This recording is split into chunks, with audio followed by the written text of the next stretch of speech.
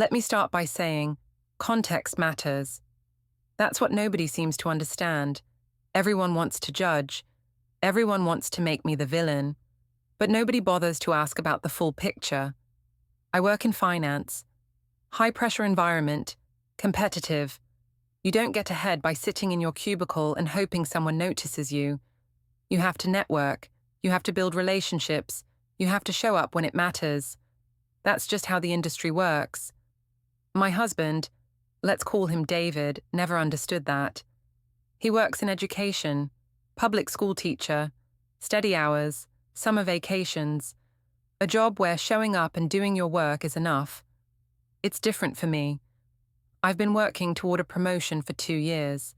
2 years of staying late, taking on extra projects, proving myself in a male-dominated field where women have to work twice as hard for half the recognition. So when my boss invited me to his yacht for the weekend, I saw it for what it was, an opportunity. A chance to network with senior executives, to show I could fit in with upper management, to prove I belonged in the conversation. David didn't see it that way, but David doesn't understand corporate culture. Before we get into it, don't forget to like and subscribe, and hit hype to boost this episode. Drop a comment below with your city or country. I'm always curious where viewers are joining from. It started 3 weeks ago. I came home from work buzzing with excitement. This was it. This was my chance. David was in the kitchen making dinner. Spaghetti. He makes spaghetti every Wednesday. You'll never believe what happened today, I said, setting my bag down. What's that? Martin invited me to his yacht this weekend. There's going to be a bunch of executives there. This could be huge for my career. David stopped stirring the sauce. Martin, he repeated. Your boss, Martin. Yes, he's hosting this weekend retreat. Very exclusive, only inviting high-potential employees. And their spouses? I hesitated. It's not that kind of event. He turned to look at me. What kind of event is it? Networking, professional development, team building. On a yacht, for a weekend, without spouses. It's not about the yacht, I said, getting defensive. It's about the opportunity. This is how you get ahead in finance. By spending weekends alone with your boss on his boat. You're making it sound weird when it's not weird. This is normal in my industry. He turned back to the stove. Okay. Just that. Okay. Which somehow felt worse than if he'd argued. I need you to understand something about Martin. Yes, he's attractive. Yes, he's successful. Yes, he's charming. But that doesn't mean anything inappropriate was happening. He's married. I'm married. This was purely professional. The fact that he's good-looking doesn't negate the business value of the invitation. I mean, should I turn down career opportunities just because my boss happens to be attractive? That's hardly fair. David's insecurity was showing. That's what this was really about. He was threatened by my success, by the fact that I was moving up in my career while he was content to stay in the same position year after year. I tried to explain this to him over dinner. This is a big deal, I said. Martin doesn't invite just anyone. The last person who went on one of these trips got promoted 3 months later. Who was that? Jessica from accounting. And is Jessica still with the company? She left for a better opportunity. David nodded slowly. Right. What's that supposed to mean? Nothing. I'm sure it's all very professional. The way he said professional made it clear he thought the opposite. I put down my fork. If you have something to say, just say it. I think it's inappropriate for married employees to spend weekends alone with their boss on a yacht. Alone? There will be other people there. Who? I don't know the exact guest list yet, but it's not like it'll just be me and Martin. But no spouses. No, because it's a work event. Work events usually happen during work hours. I stood up. You know what? This is exactly why you don't understand my world. You're content to coast in your little classroom, but some of us have actual ambitions. Some of us want more. I regretted it as soon as I said it. David's face went blank, that thing he does when he's hurt but won't show it. "You're right," he said quietly. "I don't understand your world, but I understand enough to know when something doesn't look right." He stood up and walked out of the kitchen.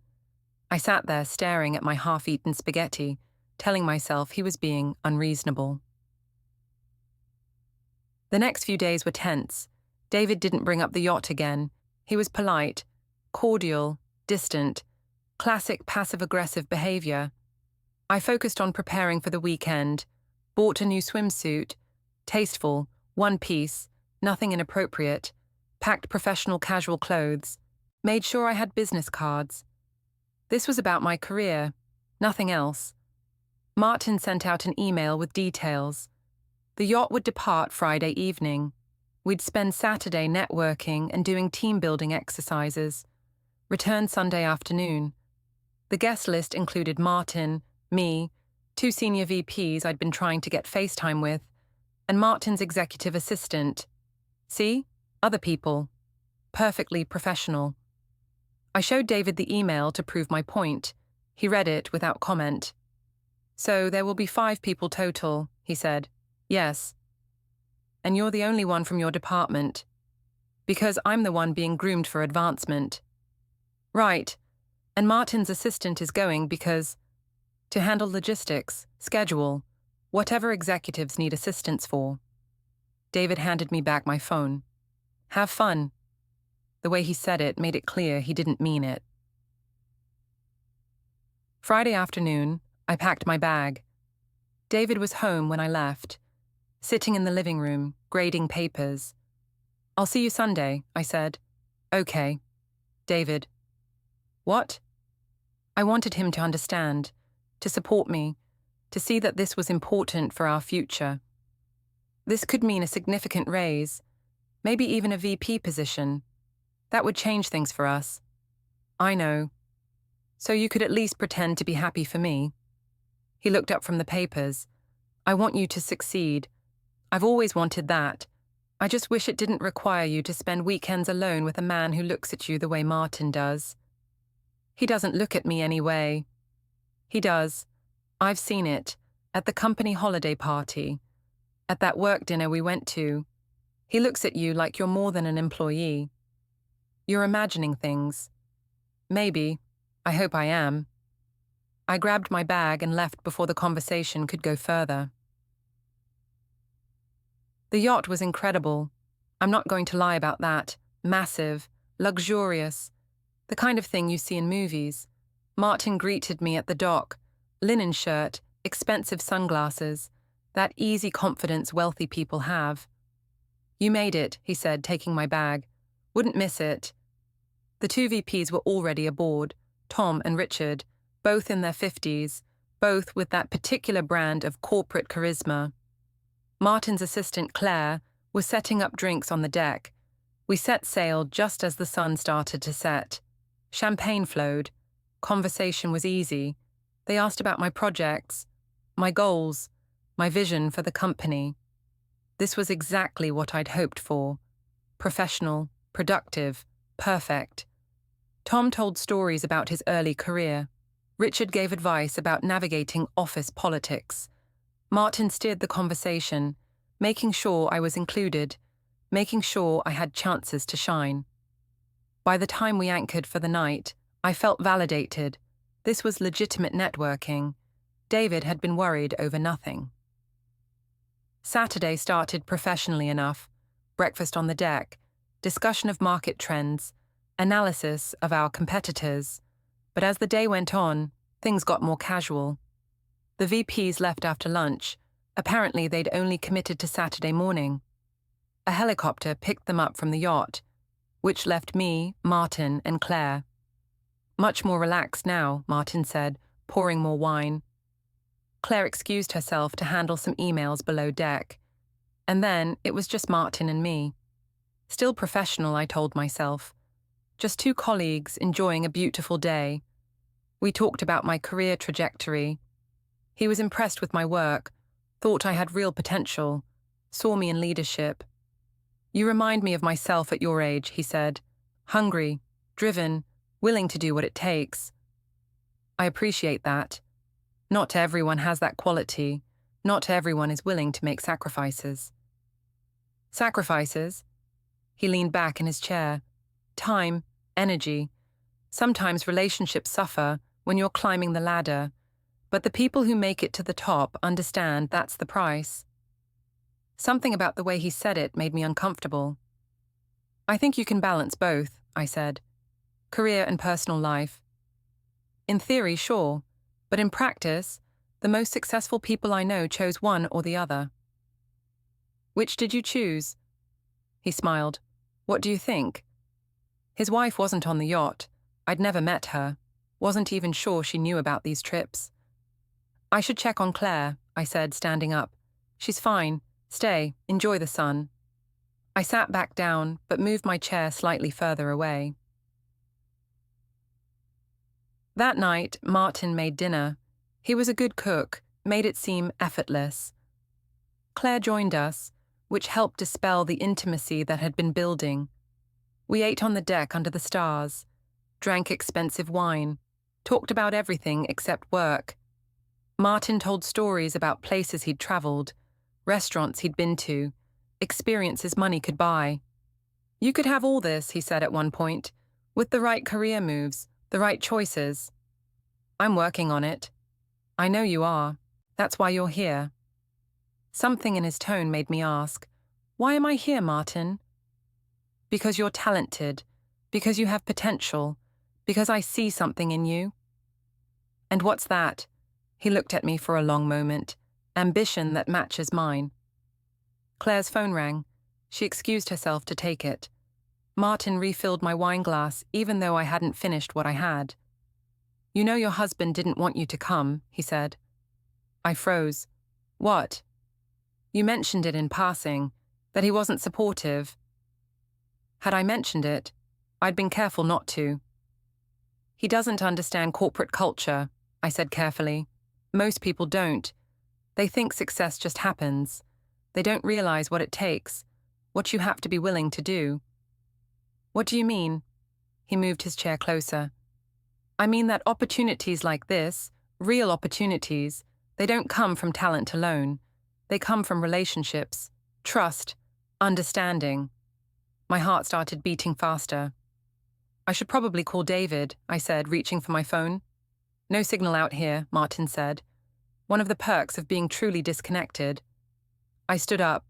I think I'll turn in early. Stay. The night is young. I'm tired. One more drink. No, I really should. I didn't invite you here just for networking, he said. And there it was. The thing David had sensed. The thing I'd convinced myself wasn't real. I'm married, I said. So am I. Doesn't have to mean anything. I think I misunderstood this invitation. Did you? Or did you understand perfectly and convinced yourself otherwise? I felt sick, because there was a grain of truth in what he said. Some part of me had known, had noticed the way he looked at me, had felt the subtext beneath the professional invitations, but I'd ignored it because I wanted the opportunity. I need to leave, I said. We're in the middle of the ocean. You'll leave tomorrow as planned. I'll sleep below deck, with Claire. Claire's not staying tonight. She took the helicopter back with the VPs. My stomach dropped. What? I thought we'd appreciate the privacy. I looked around. The vast ocean, the empty yacht, no signal, no escape. Nothing has to happen that you don't want to happen, Martin said, holding up his hands. I'm not that guy. I'm just saying the opportunity is here, if you want it. I don't. Your career says otherwise. My career? You think you're getting promoted on merit alone? Half the women in our department have merit. You're getting promoted because I want you to. The implication was clear. I earned my position, I said. You earned consideration. Whether it becomes more depends on tonight. I felt trapped, manipulated, stupid for not seeing this coming. But also, and I hate admitting this, part of me was calculating. Could I navigate this without destroying my career? Could I get out of here and pretend this conversation never happened? Could I salvage the promotion without crossing lines I didn't want to cross? I'm going below deck, I said firmly. Alone. We'll never speak of this again. And on Monday, I expect our professional relationship to continue exactly as it was. Martin smiled. Of course. I respect that. I respect you. He didn't sound sincere. I locked myself in the guest cabin that night and barely slept. Sunday morning was awkward. Martin acted like nothing had happened, made breakfast, talked about the markets, completely professional. The cognitive dissonance was dizzying. By the time we docked Sunday afternoon, I'd almost convinced myself I'd overreacted, that I'd misread the situation, that it had all been innocent and my paranoia had made it weird. Almost. Martin helped me off the yacht. See you Monday, he said cheerfully. Yeah, Monday. I drove home replaying the weekend in my head. What would I tell David? The truth? That I'd spent the night alone on a yacht with my boss who'd made a pass at me. That sounded bad. That sounded exactly like what David had been worried about. But nothing had happened. I'd rebuffed Martin. I'd maintained my boundaries. So really, what was there to tell? By the time I pulled into our driveway, I'd decided I'd tell David the weekend was productive, that I'd made good connections, that it was all very professional. Technically true. Mostly. David was in the kitchen when I got home. How was it? He asked without looking up from his book. Good. Really good networking opportunities. Great. Met with some senior VPs. Had good conversations. It was all very professional, just like I said it would be. He finally looked at me. So nothing happened that I should know about. And right there, I made the choice. I could tell him the truth, about Martin's pass, about the uncomfortable conversation, about how I'd handled it and nothing actually happened. Or I could protect my career, protect the narrative, protect the opportunity. Nothing happened, I said. It was exactly what I told you it would be. He studied my face for a long moment. Okay, he said. I'm glad. But he didn't sound glad. He sounded like he knew I was lying. Monday at work, Martin called me into his office. About this weekend, he started. My heart raced. I'd prefer not to discuss it. Fair enough. But I want you to know, the promotion is still on the table. Your performance speaks for itself. Thank you. Of course, these things take time. Need to make sure all the pieces are in place. There was a weight to his words, an implication. Was he saying the promotion was still possible, or that he was holding it hostage? I understand, I said carefully. Good. Glad we're on the same page. I left his office feeling uneasy. The next few weeks were strange. Martin remained professional, too professional, like he was proving a point. The promotion discussion slowed down, became vague. We're still evaluating. Need to see Q3 numbers. Let's revisit this next quarter. I started wondering if I'd tanked my career by rejecting him, or worse, if I'd never really been up for promotion at all, if the whole thing had been a setup. David and I fell into a routine of polite distance. He stopped asking about work. I stopped volunteering information. We existed in the same house like roommates who used to date. I told myself it was temporary. Once I got the promotion, once things settled down, we'd reconnect. I just needed to focus on my career right now. Then came the company party. Annual celebration, fancy venue, open bar, spouses invited. David didn't want to go.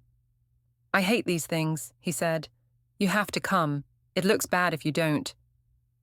Since when do you care how things look? Please, David, this is important, he sighed. Fine, but I'm not staying late.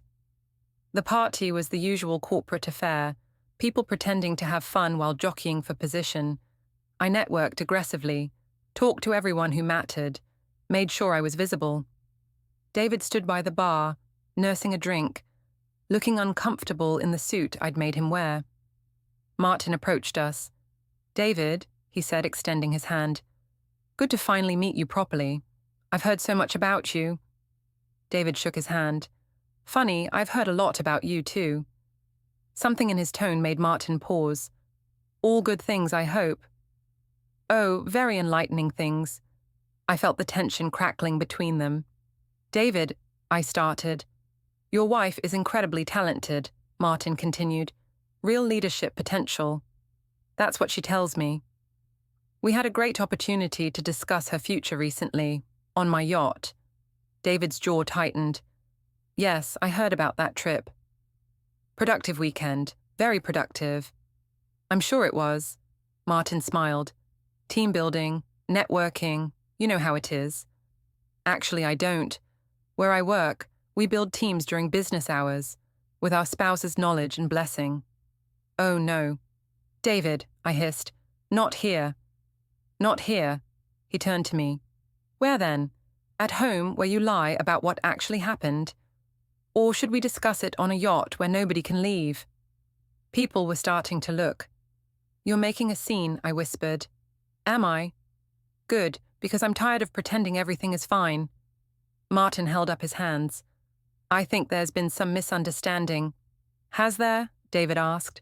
"Because from where I'm standing, you invited my wife to spend a weekend alone with you on a boat. No other colleagues, no spouses, just you and her, and apparently your assistant who conveniently left early." My face went hot. "How did you—" "Claire called me," David said. "Thursday night.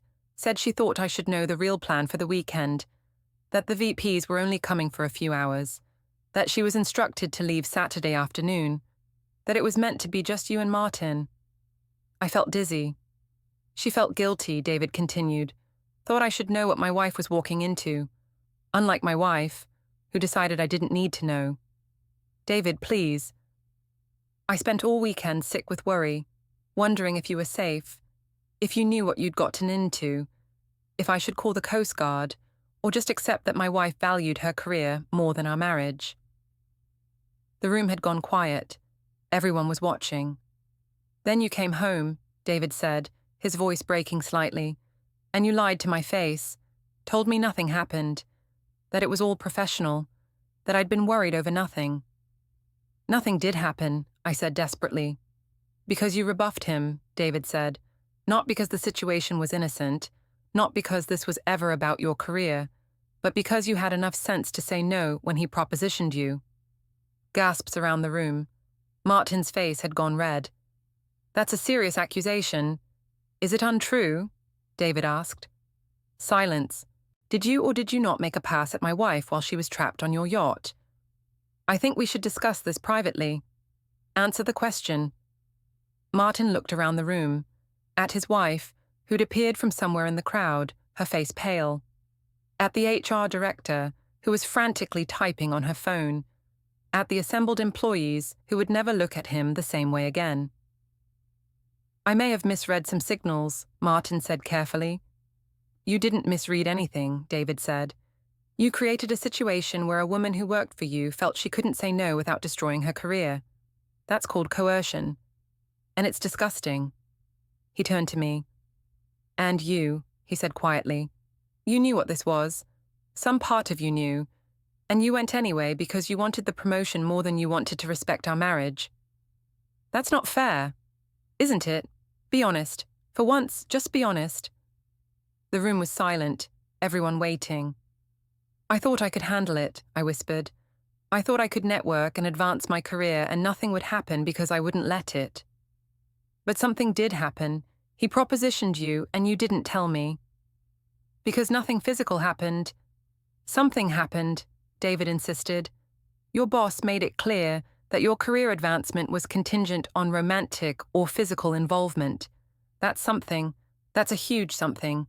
And you hid it from me because you were more worried about protecting your career than protecting our marriage." I had no response. Because he was right. David turned to address the room.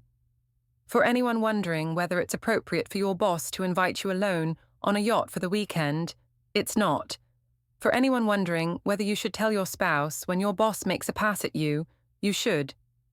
For anyone wondering whether ambition justifies compromising your values, it doesn't. He looked at Martin one last time. You're a predator in an expensive suit, and you've been doing this for years, haven't you? How many women have taken these yacht trips? How many felt they couldn't say no? How many went further than my wife did because they needed the job more than she does? Martin said nothing. David looked at Martin's wife. I'm sorry you had to find out this way. You deserve better. Then he walked out. I stood there, frozen, as the party dissolved into chaos around me. The fallout was immediate and brutal. HR launched an investigation Monday morning. Turned out Claire had been documenting Martin's behavior for months. Other women came forward. The yacht trips were a pattern. Martin was suspended pending investigation. I was called in for multiple interviews. Did he explicitly tie the promotion to romantic involvement? They asked. Not explicitly, but the implication was clear. Did he touch you inappropriately? No, but he created a situation where I was isolated and dependent on him for transportation. Why didn't you report this immediately? And there it was, the question I'd been dreading. Because I wanted the promotion, I admitted. I thought I could navigate it. I thought if I just waited it out, I could get what I wanted without having to make waves. The HR director wrote something down. That's understandable, she said, but it's also part of why these patterns continue. She was right. I'd prioritize my career over doing the right thing. I'd let Martin's behavior slide because reporting it would have been inconvenient. I'd become complicit in a system I knew was wrong. David moved out that week, stayed with his brother, said he needed space to think. I called him every day. He didn't answer. Finally, after a week, he agreed to meet for coffee. He looked tired, sad. I'm sorry, I said immediately. I'm so sorry. You were right about everything. I know. I was selfish. I prioritized my career over our marriage, over my own safety, over doing the right thing. I know. Can you forgive me? He was quiet for a long time. I don't know, he said finally. I want to. But every time I think about you on that yacht, lying to me afterward, choosing your career over honesty, I don't know if I can get past it. I'll do anything, therapy, whatever you need. It's not about therapy, it's about trust, and I don't trust you anymore. The words hit like a punch. I never cheated on you, I said. Didn't you? You may not have been physical with Martin, but you were emotionally unfaithful to our marriage the moment you decided keeping secrets and chasing promotions was more important than being honest with me. I made a mistake. You made a series of choices, he corrected. You chose to go on that trip despite my concerns. You chose not to tell me what really happened. You chose to protect Martin and your career instead of protecting us. Those weren't mistakes. Those were choices. I started crying. I love you, I said. I love you too, but I don't like who you've become, and I don't think you like who you've become either. Martin was fired 3 weeks later. 6 women came forward with similar stories. The company settled quietly. His wife filed for divorce. I wasn't fired, but I wasn't promoted either. The new management made it clear. I'd shown poor judgment, failed to report misconduct, prioritized personal advancement over company values. I was stuck at my current level indefinitely. All that sacrifice, all that compromise, for nothing.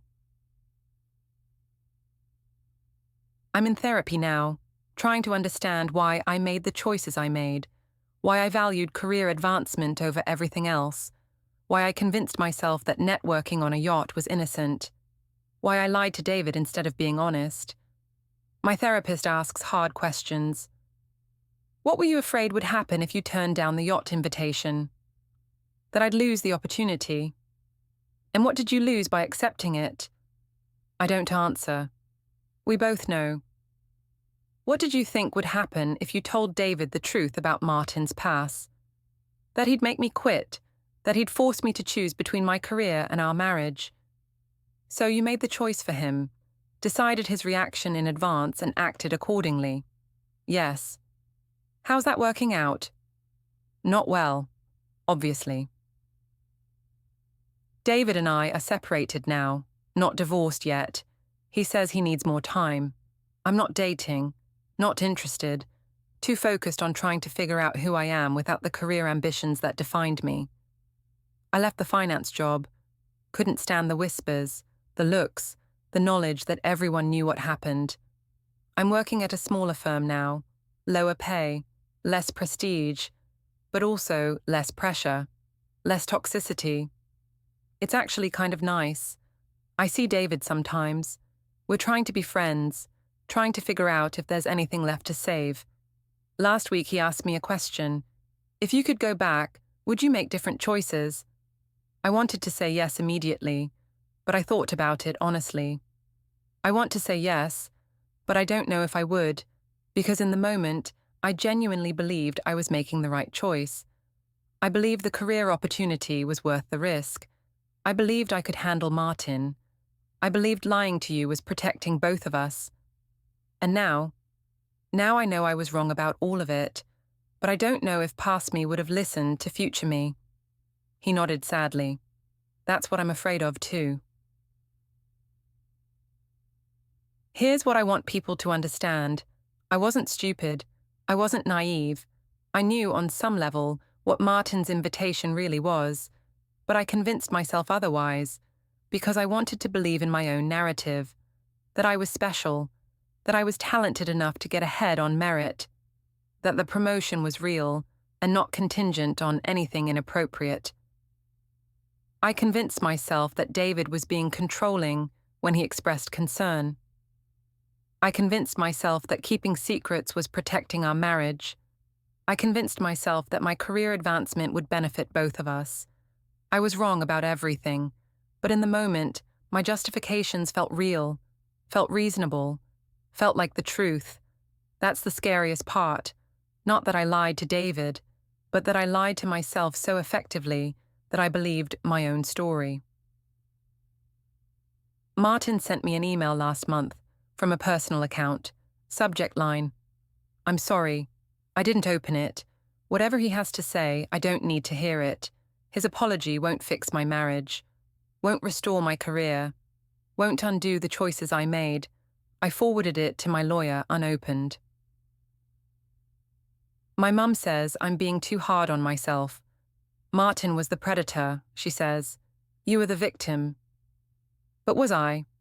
Yes, Martin created an inappropriate situation. Yes, he abused his power. Yes, he's responsible for his own actions. But I'm also responsible for mine. I chose to go on that yacht despite David's concerns. I chose to lie about what happened. I chose to prioritize career advancement over honesty. Those were my choices. I can be a victim of Martin's behavior and still be responsible for my own. Both things can be true. David's brother told me something recently. Said that the night I was on the yacht, David sat up all night worried. Called the Coast Guard twice, asking if they'd had any distress calls. Almost filed a missing person report. He was terrified something had happened to you, his brother said. And when you came home safe and lied to him, it broke something in him. Not because of what happened with Martin, but because you didn't trust him enough to tell the truth. I think about that a lot. David wasn't angry that Martin hit on me. He was hurt that I didn't tell him, that I chose to protect a narrative over being vulnerable with my husband, that I valued how things looked over how things were. That's the real betrayal, not the yacht trip, the lie afterward. So I ran into Martin's wife last week. At a coffee shop. We made eye contact. She started to turn away. Wait, I said. She stopped. I'm sorry, I told her. I didn't know about the other women.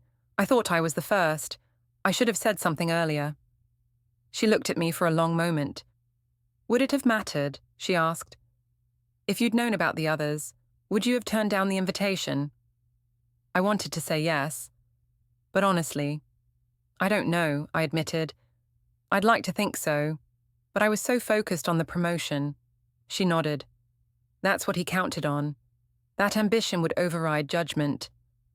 I'm sorry, I said again. Me too, she said. For both of us. She left without ordering coffee. I sat there thinking about all the choices that led to that moment. Martin's choice to be a predator. My choice to accept the invitation. My choice to lie. My choice to prioritize career over character. Each choice seemed small in the moment. Each one felt justified. But together, they destroyed everything. I'm moving to a new city next month. Fresh start, new job, no history. David's not coming with me. Maybe with some distance we can figure things out, he said, but we both know we won't. This is the beginning of the end. We're just too scared to say it out loud. The divorce papers are drawn up. We just haven't signed them yet. Waiting for what? I don't know. A miracle? For me to become someone different? For him to forgive the unforgivable? None of those things are coming. Last night I looked through photos from our wedding. David's face when I walked down the aisle, the way he looked at me like I was everything, the vows we wrote. I promised to always be honest with you. I said those words, meant them in the moment, then broke them the first time honesty became inconvenient. I wonder if he thinks about that, about how easily I abandoned my promises when they conflicted with my ambitions. I do. Here's what I've learned. Some opportunities aren't opportunities at all. They're tests of character, of values, of what you're willing to sacrifice. I failed that test. I chose ambition over integrity, career over marriage, lies over truth. And the promotion I was chasing, it was never real. It was bait, a lure to see what I was willing to do. I bit hard and lost everything that actually mattered in the process. People ask me if I regret going on the yacht. I tell them yes, but that's not entirely true. I regret how it ended. I regret lying to David. I regret not reporting Martin immediately. But do I regret trying to advance my career? Do I regret wanting more? Do I regret believing I could network my way to success? I don't know.